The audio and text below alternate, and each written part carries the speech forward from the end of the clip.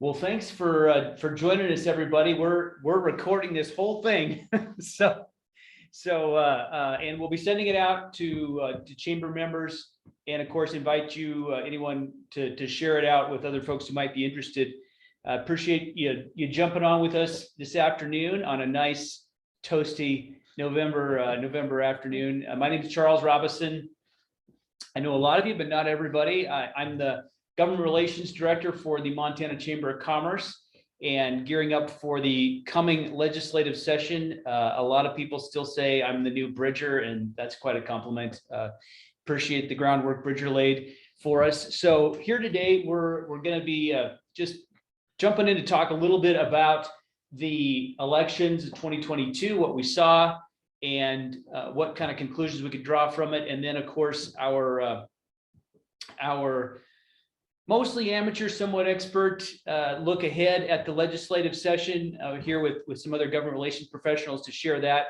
And so I'll just turn to ask you guys to do some introductions here. And Jessie, would you lead us off? Yeah, you bet. Thanks, Charles. Hi, everybody. Thanks for joining us this afternoon. My name is Jessie Luther. I am a partner in the Taylor Luther Group here in Helena. We are a small lobbying law firm and have several clients that we contract lobby for. As part of that, I have been serving with the chamber on the foundation board the last 3 years and recently moved to the state chamber board this past year. So thanks for having us, Charles. Thanks, Jessie. Hello, I'm John Iverson. I have a small boutique lobbying firm called Iverson Consulting. I represent a number of associations and businesses, a number of which are members of the Montana Chamber of Commerce across the state. Most notably, I think many of you have heard of the Montana Tavern Association, but others as well. And so I'm excited to be here. Thanks, John. I'm Brian Thompson. I'm an attorney and lobbyist at Brown & Kaleczyc, and Hoven, and included in our clients, which include many industries and companies in the state of Montana, is the Montana Chamber of Commerce. Thanks, Brian, and looking forward to working with you and your law partner Steve Wade as we tackle these bills in front of us. Also want to mention on our chamber lobbying team, along with Brian and Steve Wade, Sheridan Johnson just came into work with the Chamber of Commerce, and we're excited to have Sheridan on the crew and part of our lobbying team, and excited to expand that service we offer our members. So I know on the top of a lot of people's minds, the legislative election, and of course, we're all going to be bumping into each other in the hallways every day, starting here in another month. But before we dig into the legislative results, I'd just like to take a minute and look at the congressional races here and across the country. And let's just start off. Any surprise with Ryan Zinke's performance in the new Western District? One thing I noticed, you look at the analysts ahead of time, and they say that district, the new Western District, had about a 7-point advantage for Republicans. And we saw Zinke slightly underperform that, obviously still winning. But Zinke had, I think, incredibly high name recognition with all the past positions he's held, both in the state and nationally. And still just a little underperformance based on what was expected with the new redistricting. Mm-hmm. And I think part of what led to that underperformance is Zinke was the most well-known guy in that race. And in the primary, he took heat not only from his Republican primary opponents, but the Democrats also chose to target mostly Zinke in that race. So he, took a lot of heat, I would say, in the primary from both sides. And I just don't know that he was ever able to fully recover from that, which probably led a little bit to that underperformance overall. And a libertarian in the race, always eccentric, but always good for 4 or 5 points, which has been a challenge for Republican candidates for a long time, mm-hmm. and something that Democratic candidates haven't usually had to face in Montana, or at least not recently. Well, and to that point, I mean, interestingly enough, like I think a lot of folks, a lot of you probably on this Zoom that have been around a while, everybody always looks to Senator Tester or some other major statewide races in Montana when folks don't win with at least 50% of the vote, which you're not required to based on our constitution. But in this race, Zinke only won with 49% of the vote because we had the Democrat and then the Libertarian as well. So I think you kind of are starting to see that theme more frequently now with third-party candidates running in some of these major races. Well, the post-election reshuffling is going to bring a spotlight to Montana with Steve Daines selected as chairman of the National Republican Senatorial Committee, charged with electing Republican senators in 2024. And of course, and that puts Daines' chief of staff, Jason Thielman, in a real prominent role as executive director of that NRSC. And it's certainly something that has to be on the mind of Senator Tester as he's looking ahead to 2 years from now. Absolutely. You look at the 2 congressional districts and how the votes came in, and obviously the Republicans won both sides. And you look at how well Rosendale performed in the Eastern District. I got it marked down. He beat collectively all 3 of his opponents by 14 points. And so I'm sure there's some Tester staffers that are breaking down those numbers, and it's gotta be a concern for them. He's never had an easy race though either. That's correct. Yeah. Well, Daines comes into that job at a time when Republicans across the country have to be disappointed in the 2022 election results after what kind of predictions they were making. Not so much of a red wave. Yeah. Not what a lot of people were predicting. I had the chance to talk with Kristen Solis Anderson. She's a pollster with Echelon Insights not too long after the election. And her take is that voters overall have almost as many concerns with Republicans as they did with Democrats. Different types of concerns. Certainly inflation was high. A lot of other issues had people just uncomfortable with the choice that was before them.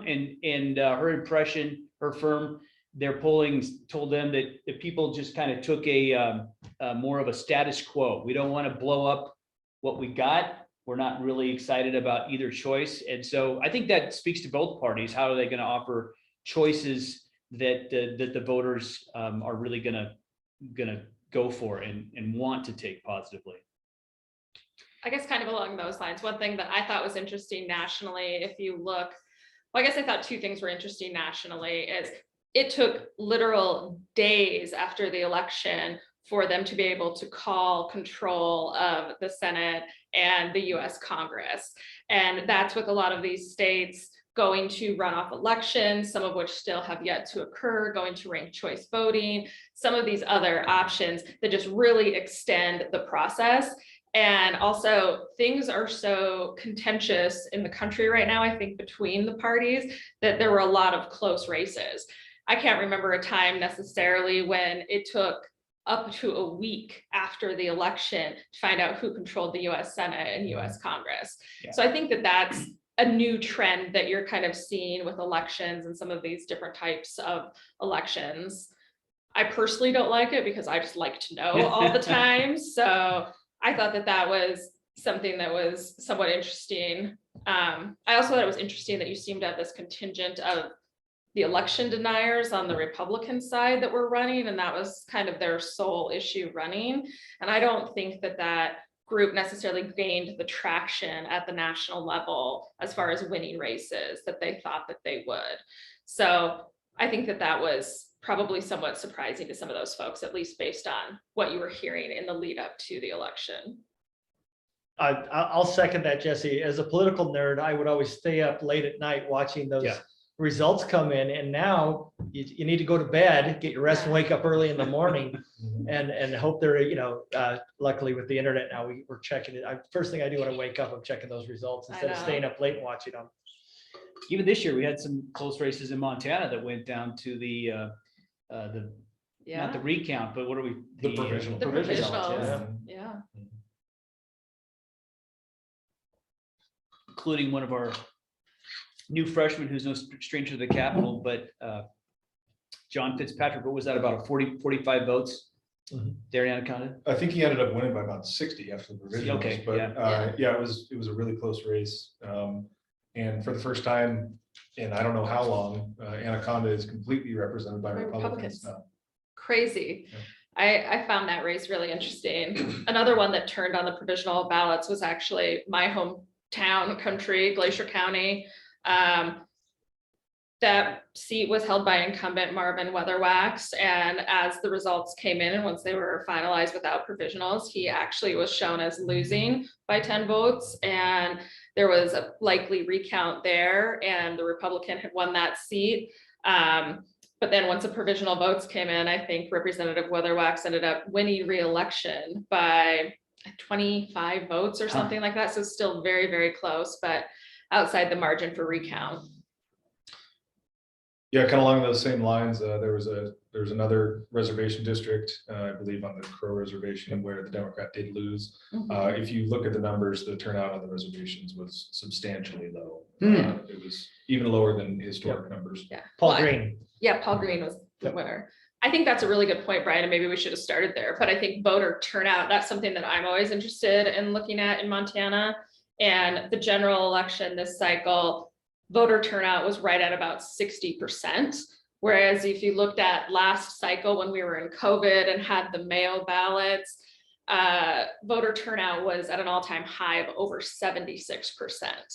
And so when we saw that, I thought that we had a lot more Republican voters. And so with voter turnout being low, it depends kind of on the area where you're at, but that may have had, you know, a different outcome in the final numbers of the Zinke congressional race, for example, or this time with voter turnout being so low, it was really impactful, I think, in some of the Native American communities around the state where they did not see higher turnout and a couple seats flipped.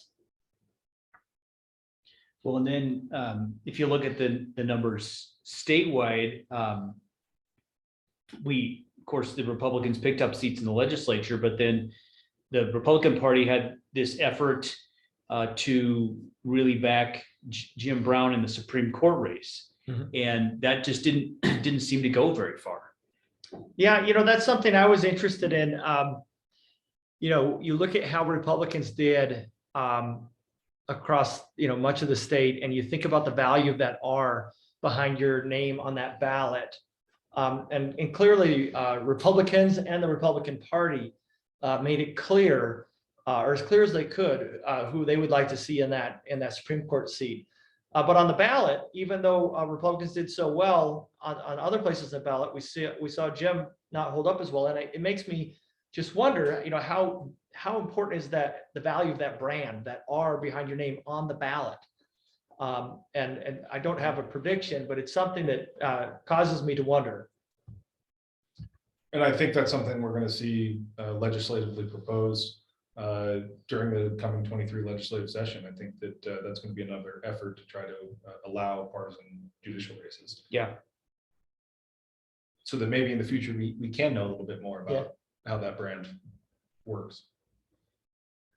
Well, and he ran really strong in the rural counties. And then she cleaned up, Missoula County especially, just a huge, very lopsided, kind of on both ends, depending on where you are in the state. And it does show somewhat of a split between, fairly big split, I think, between the rural counties and some of the more urbanized counties in the state as to where people's votes came down.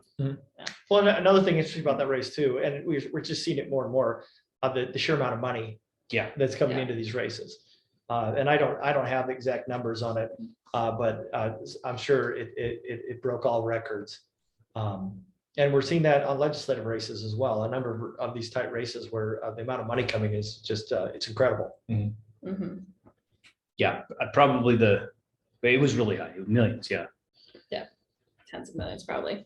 I think to Brian's point, something that's kind of interesting is on the proposed legislation to have partisan judicial races.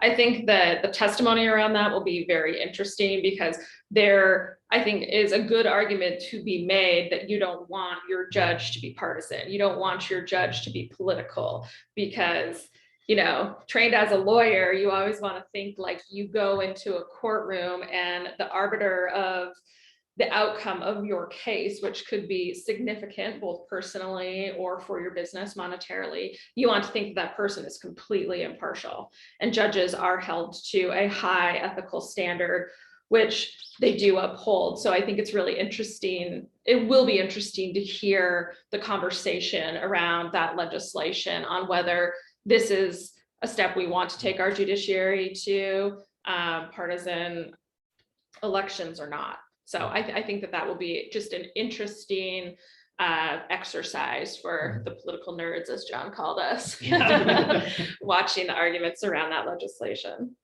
Well, and certainly, I think it's clear there's going to be many runs at the courts. There'll be a number of bills looking to reshape the third branch of government.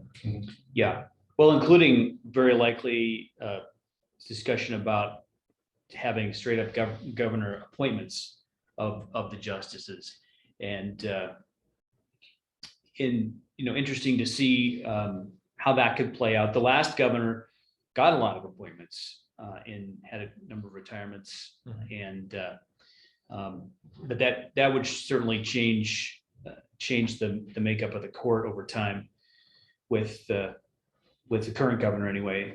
Definitely Governor Gene Forty would be making a lot of different appointments than his predecessor. It makes me curious, and I'm just an outside observer, I'm not a lawyer, but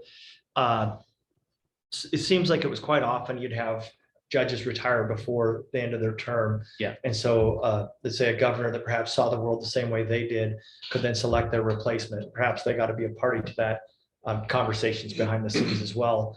And now with this new process, I'm curious to see if they'll choose to serve out their terms and try to test the luck of the new candidate in the ballot box instead, because they don't have that kind of inside process that was occurring. Yeah, more of the Supreme Court seems to be aligned with the Democratic governors than with Republican governors. If that was going on, again, they run nonpartisan, but you can look at a lot of people's affiliations and where they go for fundraising and stuff, and see a pattern. Yep, for sure.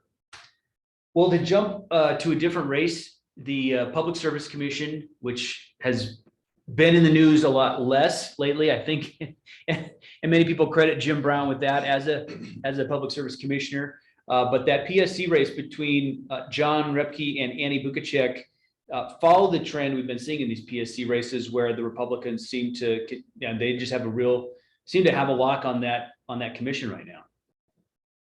Absolutely. We saw Annie, I think overall win by 13 points.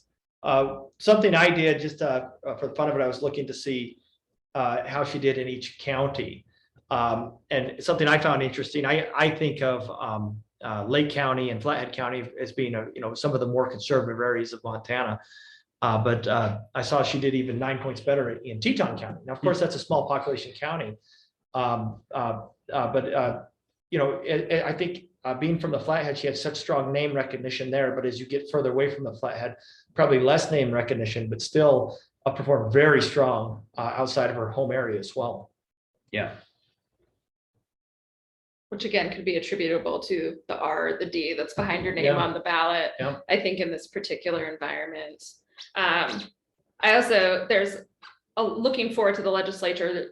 The Public Service Commission, there's been a lot of talk around, there should be some bills. I've seen several bill drafts about potentially changing how elections work for the Public Service Commission, whether that goes to an appointed model or a hybrid between some appointed seats and some elected seats.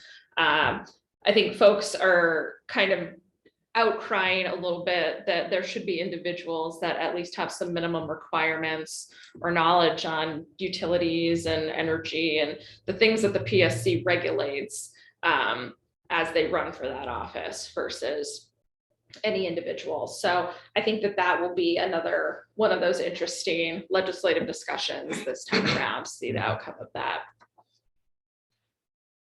Yeah, very much so. And just having seen some of the decisions and at least until real recently, some of the infighting on the commission certainly sparked a lot of that discussion. Mhm. So of course, the big event for us looking ahead is the legislature, and really a big takeaway from the election is that Montanans gave Republicans a supermajority in the legislature, and that's the first time either party has had that many seats since we adopted the current constitution in 1972. I think the Republicans gained 3 seats in the Senate and 1 or 2 in the House, and they're gonna have 102 legislators total out of the 150. I think the thing to really look for is how does the Republican Party work together during the 23 session? That's something that we've seen over the last 10 or 12 years pop up its head in the Montana legislature, and it'll be curious to see how they work together this year with even a larger majority. Absolutely. I think a fair amount of ink was spilled talking about this potential supermajority and pushing issues directly to the ballot to change Montana's constitution. But when we look at the Republican Party, it is not one unified party. It is a lot of different groups within that party, and so still they have to find 100 votes out of those 102 to be able to push an issue onto the ballot without any Democrat support. And so I think that is, I think some people's fears that the legislature can run amok with Montana's constitution are not well founded, because there's a lot of checks and balances within that diversity within the party. Yeah, and you saw when you're looking at the committee makeups, you see how the new speaker, Matt Regier, definitely reached out to both sides or multiple sides of the Republican coalition to head up the committee leadership. Yeah, I mean, I think he honored some traditions that maybe had not been honored in past sessions, in that committee chairmen and women are chosen based on seniority and experience. That said, there is a handful of very newer folks that got prominent committee chairmanships as well. But I think that was commendable for Speaker Regier, that he actually kind of honored some of those traditions of awarding chairmanships to the individuals that were the longest serving individuals on those committees. I think that will go a long way towards helping a little bit of peace within the Republican Party itself during the session. Could have had a very different outcome probably if he had not taken that high road. I agree. I think that olive branch that we saw early on with those committee chairmanships is going to help that party unify in a situation where it had gone otherwise. It could have been fractured on day one. And on the Democratic side, there was a bit of a race for minority leader, but Kim Abbott came out on top there, and is someone who talks about finding ways to work together and also to she talks a very practical talk as in her role as party leader. Yeah, well, she's been in the Capitol a lot longer than she's been a legislator, so I think she's very astute about how bills get passed.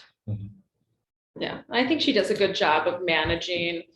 She does a good job in the situation being in the minority and with, dealing with a Republican supermajority, which they did not have last cycle. But I thought she did a nice job working with the Republican majority leadership in the House last legislature and working to try to get some things accomplished for her folks and her party. But without, honestly, a lot of the noise, the political noise that you see at the national level with the fighting amongst the parties. I thought it was commendable that they kind of let that stuff slide last cycle, and I would expect the same this cycle. And we're looking, at least at the chamber, when you look at I think when we score legislators on how they vote and how much is there pro-business or anti-business votes, especially on some important bills, and the trend is Republicans are more likely to have a higher score in our look at how are you supporting businesses. But I have to say that Pat Flowers, who's the incoming Senate Minority Leader, someone we've been able to work with, and is always open to hear our concerns and hear us out on bills. But then, of course, Senator Ellsworth, Jason Ellsworth, the incoming Senate President, a real strong advocate for business and developing Montana infrastructure, and seems to have put together a good team to lead in the Senate. Absolutely. Yeah, just to note, I mean, this is Senator Ellsworth's second term, I believe. Yeah. So he's actually pretty new to the game when we're talking about, tenure in the legislature. So to be Senate President, I think that speaks volumes for him, that he was elected to that prominent of a position, still being quite new, I guess, in the legislative arena, because he did not serve in the House prior to the Senate. Well, and really showed a willingness to touch the third rails that nobody else wanted to be near. If you remember early on, we were right at the beginning of COVID, and he took on the COVID task force. Yeah. And then another big hot topic in the Capitol last session, marijuana legalization. And he really was one of the people that spearheaded that and guided that legislation through. So I think And he showed pardon? The broadband. Yeah, absolutely. Sorry, another huge Yeah, issue. he showed a willingness to take on the tough issues. Yeah, and build some consensus around things that Mhm. still look pretty thorny. Yeah. So just to circle back to how we got here in this big supermajority, I think Brian, you mentioned Anaconda. John, you had said something to me the other day about Great Falls. Yeah, so Republicans picked up a total of 6. 4 of those, 2 in Great Falls, 2 in Anaconda, in the shadows of the Anaconda Copper Company. And I didn't come up with this, someone else did, but I think it bears repeating. They said the Anaconda Copper Company is dead. If you think about the outsized influence that organization had on this state over our entire history as a state, and now we're seeing Republicans serve exclusively in the shadows of the smokestacks in Anaconda and in Great Falls. And so I just find that fascinating, the evolution of politics that have occurred in those communities. Where those used to be Democratic strongholds. Absolutely. Yeah. That's right. Well, another thing that I think that speaks to is we are at the end of the 10-year cycle for legislative seats, and the redistricting and apportionment committee has been in town and working the last year. And I haven't had the chance to go back and look, but I think it would be an interesting exercise to look at the end of the last 10-year cycle and see if things were getting slanted one way or another, because I know that's something the redistricting and apportionment committee takes very seriously, as they try to make districts as competitive as possible.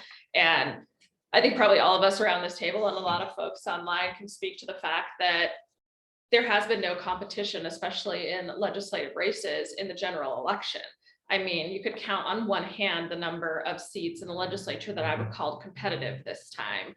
The competition is usually in the primaries amongst, the individuals running to be either the Democrat or the Republican candidate going forward. So I think getting a little more engaged and following the redistricting process and seeing how some of those districts come out, because Montana's changed over the last decade as well. I mean, we had so many new folks moving in. We got our second congressional seat, which was a big deal this time around. So Montana is changing politically. More folks are coming in, and I think it'll be interesting to see how the apportionment committee takes that into account with the new districts that they propose. That's something I had flagged as well, Jesse. The Montana Free Press did a pretty interesting article on this. And in their analysis, they found that Montana is overrepresented with Republicans relative to the number of Republicans that voted statewide. And so it makes you want to watch these closely, because if depending on how that redistricting occurs, we're going to see whether the Republicans can hold on to these seats or whether they're going to lose some of them back, these revised seats in 2024. Well, 2024, I think too, just gets really interesting. So you have all these new legislative seats, plus you're going to have the Tester reelection campaign up, and whoever challenges him from the Republican side, which is going to then open up likely the Eastern or potentially Western congressional district. And then we're gonna have all of the statewides up again. Governor will be up for reelection, all the statewide offices. Like this time, we didn't really have anything top of ticket to drive voter turnout. Next cycle, we're gonna have a lot of huge races in the state. The money is going to be insane coming in from the federal level, on the congressional race, probably the Senate race. There's probably gonna be a lot of money in the governor's race again as well. So just to see the influx of dollars in Montana in the races, and all of that has a trickle down effect, and it drives voter turnout, which, you know, we'll see if it happens, or excuse me, if the voter turnout is along the lines party wise as it was in 2020 or more aligned with 2022. Yeah, potential for really big change or one party locking in a status quo. Mhm. So as we look at the legislature, and we've talked a little bit about this, but I'd just like to ask you what you make of some of these committee assignments, especially selfishly from the chamber perspective, the business and labor committees and the tax committees. They're really critical to passing the pro-business legislation and stopping some of those anti-business bills. Right, so in the business and labor committees especially, Representative Buttry did get the chairmanship in the House. That he had previously chaired the Senate Business Committee in his prior life as a senator. I think that's going to be a good continuity for the business caucus in the state of Montana. As far as the Senate Business Committee goes, lost a lot of experience on that committee from last session. Obviously, Senator Fitzpatrick, now that he's going to be the majority leader, is not going to be the chairman of that. It is going to be Jason Small, correct? Correct. And with quite a few first-time members of the Senate Business Committee. And then we know of one other difference that we don't know who the replacement is going to be, but the retirement or the resignation of Senator Gauthier, who had been on that business committee, I think every session he had served. Yeah. I mean, I think that the business and labor committees in both chambers are actually very good. I think if you look at the whole slate of committees, those are the two best, in my opinion. If you have an offensive agenda, Yeah. it depends, I guess, on what your agenda is. If your agenda is mostly defensive and you want to kill things, there could be a better committee for that. But if you have an offensive agenda, you got to try to make everything be Yeah. business and labor, right? That's right.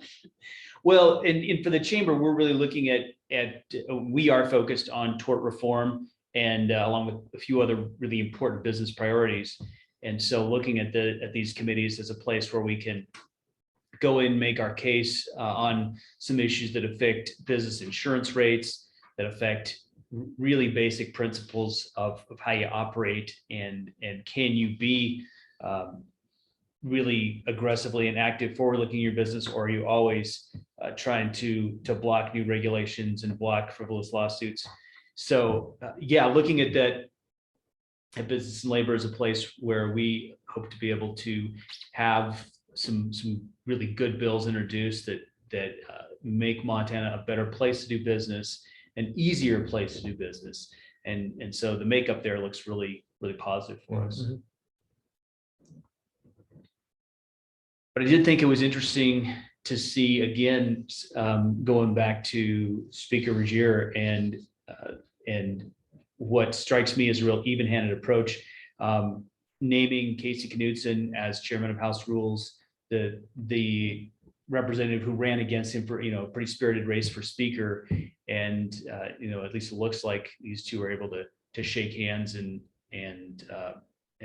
circle the wagons together. So that's not something you see every session.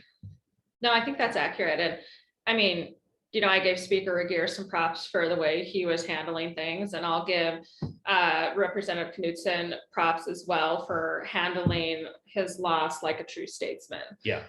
Decorum is one of those things that's slowly degraded over the course of my career in the Capitol. And, it's not like the good old days where everybody got along, argued on certain bills, and then left the building as friends. So I think it's commendable for both of those guys to treat each other with the respect they did, and just the body with the respect they did for handling that well. Mm-hmm. And a big player in the legislature is not a legislator at all, but that's the governor and the administration and what they're going to be bringing to the table. And when he announced his new budget priorities earlier this month, I think we saw some real good news for Montana businesses in especially in raising the business equipment tax exemption from $300,000 to $1 million. That's kind of one of the centerpieces of the governor's agenda. So looking for some real great leadership there from Governor Gene Forty and the Lieutenant Governor in pushing some pro-business policies.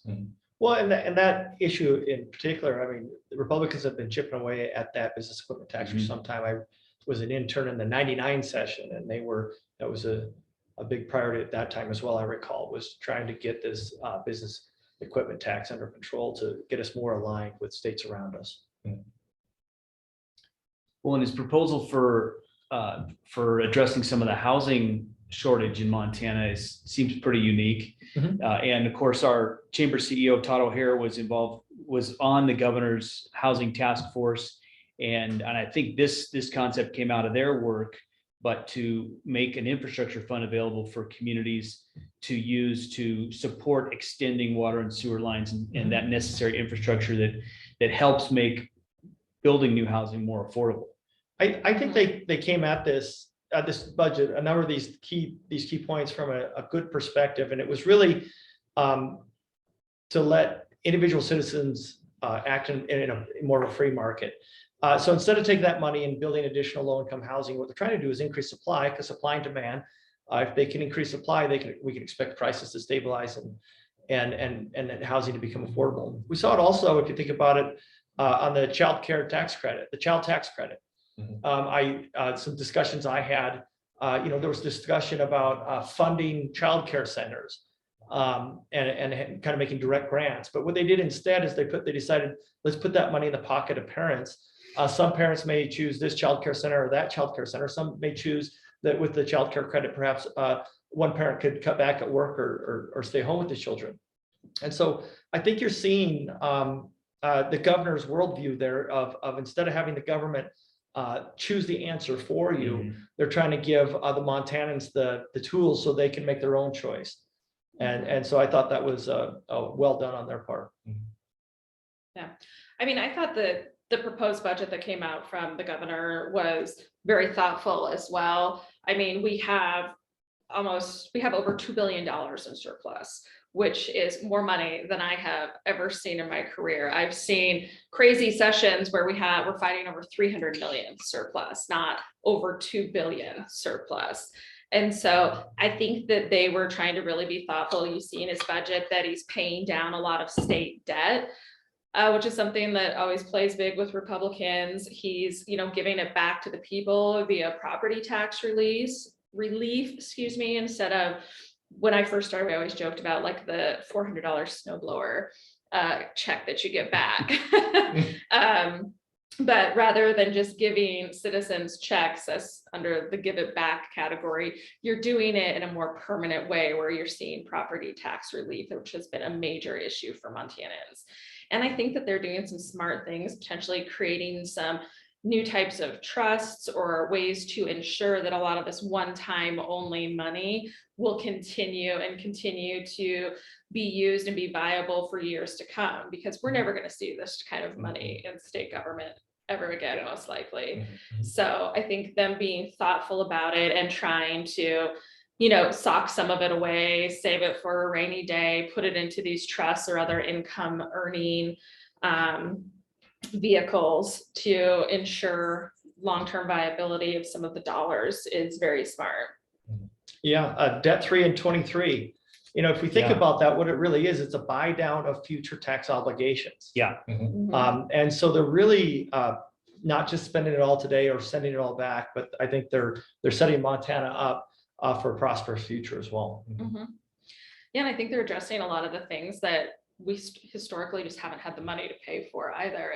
They put a lot of money into the Heart Fund, which is the governor's program to fund drug courts and look at treatments and mental health treatment and some of those things that if you pay for on the front side, it's a lot less expensive than paying for it on the criminal justice side of life. Mhm. And so I think they did some really smart things with the budget, and, you know, I'll commend former state senator Ryan Osmondson, who's now the budget director, but his team and the executive, I think, came forward with a really solid product. Yeah. I agree. And still some, you know, some significant investments in state government as well with Warm Springs and the prison. Both things that definitely need to be addressed. And it's certainly not on the, I would say it tends not to be on the top of every Republican's priority list. But the governor's shown a willingness to invest in these things that have perhaps been neglected for too long. Yeah. Mhm. He's got this focus on just making things work Mhm. and finding where problems are, and then looking for a solution to fix it. And that's, like you said, that's what they're doing with this. That's the CEO approach Yeah, to yeah, state it government. is.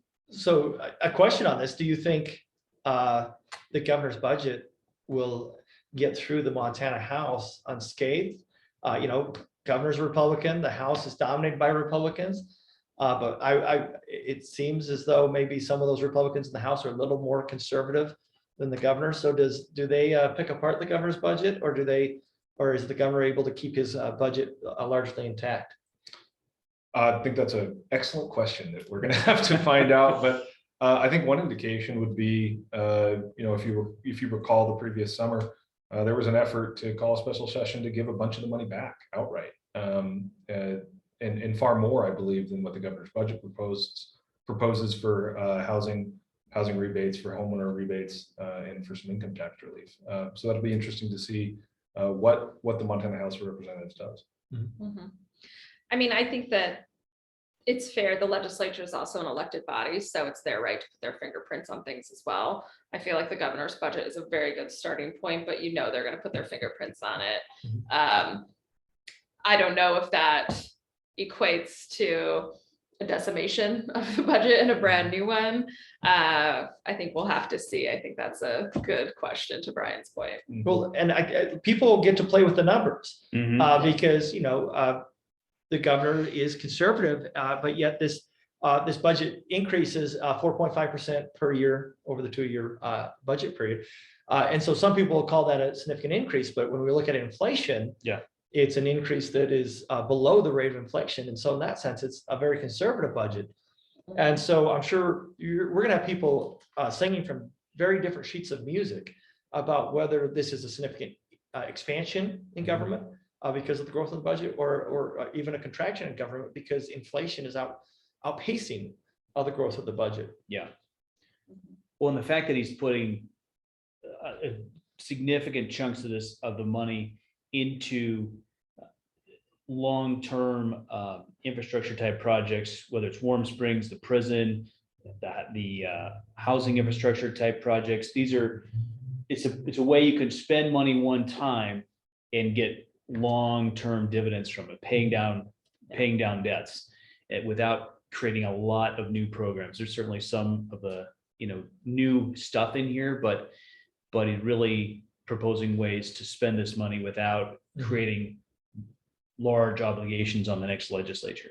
Yeah, the term we heard many times was don't plant acorns, because acorns turn to oak trees and oak trees need to be maintained. And with one-time money, it's not a great strategy. Yeah. So moving from one-time money, sure to have to be some fun debates over how to spend marijuana taxes. The revenue is climbing, and the governor's looking to reallocate some of that, putting some of it into, I think, more mental health and other areas. So there's sure to be some, or likely, I think, to be some controversy and debate there, and already some groups taking shots at it who want to spend more money on habitat acquisition. Yeah, I mean, that kind of comes out of the initiative from the 2020, where they pegged a bunch of that money to go to various conservation efforts. Didn't get changed much in the 2021 legislation, a little bit, but not a lot. And I think that things come at the governor's office fast when you first get elected. I mean, you have a month to figure it out. Yep. Now they've had years to figure it out and kind of go back, take the time to look at various programs, various funding, and kind of get their priorities in order as far as what they want to see the money spent for. Well, and none of the money, honestly, from the original initiative went to things like healthcare or law enforcement or some of these things that may address some of the societal ills or negative impacts from legalizing marijuana recreationally. And so I think that that's a thoughtful change in some of this. I think we can all be honest. I don't know, maybe I'm talking out of turn and I shouldn't here, but I think some of the suggested allocation of those dollars in the initiative was a way to buy constituency support and voters support for that legislation, or excuse me, not legislation, but for that ballot initiative to move it across the finish line. And so now I think, moving that money and spending it on things that could be impacted by what that initiative did and the actual legalization of recreational marijuana makes some sense. I agree. I think the governor is going to have a very rational story to tell. Taking marijuana tax and putting it in the heart fund and things like that provide the treatment for people that are negatively impacted. I think that's going to be an easy story for him to tell. Yeah. The nexus between marijuana legalization, taxation and purchasing additional open lands is a bit of a stretch. Yeah. So we only have 15 minutes left. Yeah. I know we've been talking a lot. Should we open it up for questions? Let's do that. From Yeah. our viewers. Running the Zoom. Yeah. Go ahead and throw your hand up. We'd love to hear your thoughts, your input, and a lot of people in the audience are going to have your own point of view on what we've been discussing here.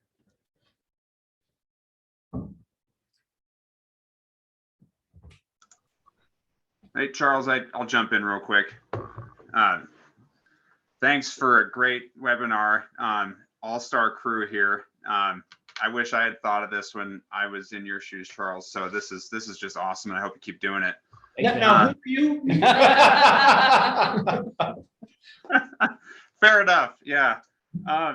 So I'm curious about this this notion of legislating qualifications to run for PSC, and I'm just curious, like, from your perspective, how practical it is to do that, given that there aren't technically any other knowledge-based requirements for other elected offices. Just want some reactions to that. Thanks again. Other than the Supreme Court. Other than the Supreme Court, yeah. And Attorney General. Right. Yeah. That's a good. That's a proper And example. OPI. Yeah. Oh, and OPI. Yeah. One too. Certainly it'd be hard to say you have to have worked in this industry because you can't, you turn around to regulate. And the idea of appointing commissioners it addresses that question. I'm not gonna say that's an easy solution, but it does address that question because you're gonna have a governor of whatever party really looking closely at someone's qualifications. And we do have examples of that, that it has been mostly followed. The Northwest Power and Conservation Council, which advises Bonneville Power Administration on its policies and projects electricity needs for the Pacific Northwest. And the council is made up of 2 appointees from each of the 4 Northwest states, Oregon, Washington, Idaho, and Montana. And those governors, in my opinion, having looked at the council a lot, I think they have a mixed bag. There's a mixed bag on how well they do, but they do definitely pick people with some energy knowledge, and they seem to run, whether you agree with every decision you make, they seem to run a relatively competent team and a competent staff, and be mostly responsive to the states, the people they nominally represent. Yeah. And I mean, honestly, I haven't heard any examples of what those qualifications may be. I don't know that anyone's gotten that far down the good idea train on this topic or not. But I just think that it's something that's being continually brought up, given some of the challenges with the current makeup of the commission or past makeups of the commission. So I don't know exactly what that looks like. I think the appointment side of it could maybe take care of some of that. And then especially if you do like a hybrid, then you don't have qualifications on the electeds. Like anybody who wants to could run and get elected that way like it is now, but maybe on the appointment side, you try to focus on some individuals that have a little more knowledge base. The PSC does complicated work. Mhm. And, I wonder if this is, if this is one of the rubs with term limits, regulating all of these different utilities is complicated work, and Yeah. it takes years to gain expertise in that. And these people are kicked out in 8 years. Yeah. They say you need 10,000 hours to gain mastery of anything. These people at 8,000 hours retire for being overqualified, apparently. And certainly other areas of government are complicated as well. And we see the term limit effects there. We've seen it in the legislature. And I just think I wonder how much term limits has created this problem. And I don't have a long history of the PSC. I don't follow it too closely on behalf of any of my clients currently. But you got to wonder if term limits really was a driver of that problem.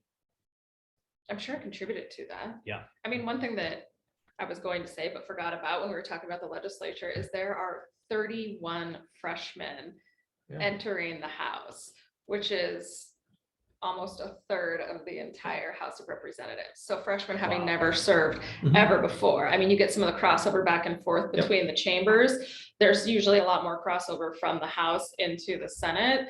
But I just think to the point on term limits, like having that number of brand new people, and it's pretty consistent cycle to cycle that they're brand new. I think it's definitely changed the legislature. And if I could add to that, and I'm sorry, Bridger, this is a bit off topic from your question. Oh, me too. But let's look at the sophomore class of the House of Representatives. Last session, we had COVID protocols in place. A number of those legislators never entered the Capitol. Yeah. Or even if those that didn't necessarily build the same trust, friendship, and relationships that legislators in the past had. And so we're going to have and I'm just guessing here, but perhaps over 50% of legislators, they have never built this cohesiveness and this trust amongst their own party and amongst the opposing party. And, I think that's going to be a unique dynamic in the 23 session that we haven't seen before. It's almost, we've seen this dynamic because of term limits, but I think it's going to be more pronounced this session because you're going to have sophomores that don't have those relationships developed either. Yeah, for sure. Well, Bridger or anyone else, we'd love to hear what's on your mind. While we're waiting for someone to jump in, I look at the 23 legislature and I try to handicap it and predict how things are going to work, and obviously how the people I represent's issues can be best represented in that dynamic. And I think the big rub, or one of the big rubs to watch for, is going to be the social issues versus the business issues, especially for the Chamber of Commerce. There's certainly a slate of people that want to come in and they have a strong desire to push social issues.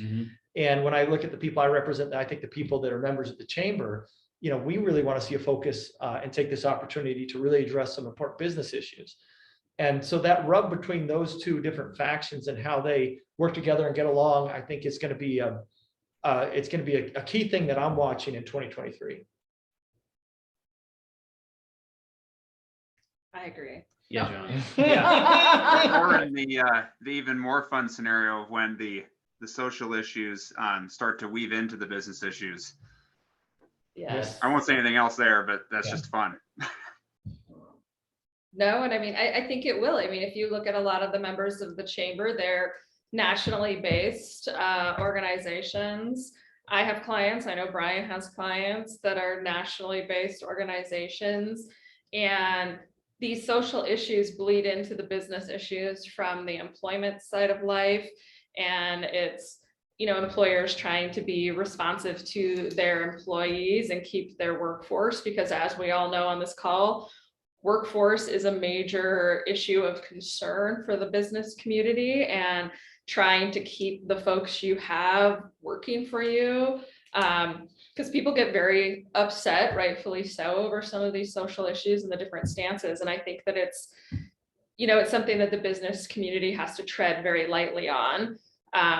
Because the big example that I'll throw out is Governor DeSantis, axing Disney. When Disney came out, not even in a legislative session against an active piece of legislation, but after the fact, after a bill had been signed into law, a couple weeks later, came out after the fact, disagreed with that particular piece of legislation, and they're paying dearly for it from a business sense. Yeah. Well, I think we'll thank everyone for joining. Before we do wrap up, though, would like to say, everyone, if you haven't got your tickets for Business Days to the Capitol, the tickets are sold out. However, I think I think we still have some seats available for our banquet and reception with the legislature, and that is Monday night. What is that? The 2nd of January. So do show up. If you have your ticket, you're also going to get a chance to hear from Lieutenant Governor Kristen Juras, from outgoing Senate President Mark Blaisdell, who's going to work for the governor and helping advise the governor's office with the legislature. And we'll also have the leaders, the 4 party leaders from the legislature for our traditional Eggs and Issues breakfast Tuesday morning. So I think you can still snag a ticket for the reception and dinner, and hope we'll see you there. And I want to thank everybody for coming out and joining us. Appreciate this is just a small slice of our business advocacy loose team coalition that goes that slogs into the Capitol every day on behalf of our members and your clients, and most of their interests overlap. So it's been great working with all of you individually, and looking forward to working together in this coming session. And I think with that, Carrie, is that hand raised? You got something? Okay, that's a bye-bye, I think. Hey, thank you, everybody. Thanks a lot, and we'll see you at Business Days at the Capitol. Bye, everybody. Thank you. Thanks.